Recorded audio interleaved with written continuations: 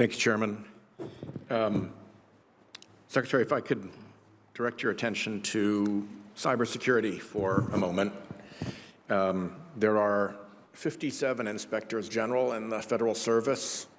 About half of them are appointed by the President and confirmed by the Senate, and the other half are direct agency appointees. That's an awful lot of inspector general offices to have cybersecurity experience at the levels that we require. I'm wondering what the department, specifically the Cybersecurity and Infrastructure Security Agency, CISA, is doing to coordinate with those inspectors general and make sure that they are operating at the kind of levels of expertise that we need to defend their agencies against cyber attacks. Senator, I know that CISA, its acronym, the Cybersecurity and Infrastructure Security Agency, just issued a binding operational directive to federal agencies and departments across the enterprise to make sure that they are addressing known cyber vulnerabilities. So why don't we move this offline, and you can follow up with a question for the record, or you can have the right person in your agency call. But I think that our cyber expertise in the Inspector General Corps should be concentrated someplace so that all these inspectors general have access to expertise, and we don't have to develop it in 57 different inspector general offices. And I think that's an important role for CISA to undertake.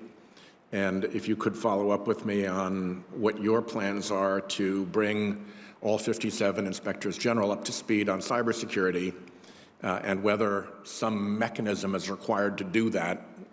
Would you do that for me in a response to a question for the record? I most certainly will, Senator. Okay, well, we'll take that as a question for the record. I also wanted to mention to you that Senator Graham and I have a piece of legislation to plug some of the enforcement holes regarding cyber attacks. It does really 4 basic things. One is to make certain cyber crimes predicates for RICO and for money laundering. You remember for your AUSA days how important something as a predicate can be? I certainly do. The second thing it does is it allows for the Department of Justice to enjoin and shut down botnets before they're engaged in fraud. We've had a lot of testimony in this committee that there actually is really no good use for a botnet, and to wait around until they actually go off and are engaged in fraud is a real mistake. So we expand the ability of the department to go to court and get injunctions against botnets, which they've used very successfully. That's the Department of Justice. We make it a new offense to attack America's critical infrastructure with cyber attacks. And finally, as you know, there are people who make it their expertise to provide the means of access for criminals to and through the internet to attack American victims.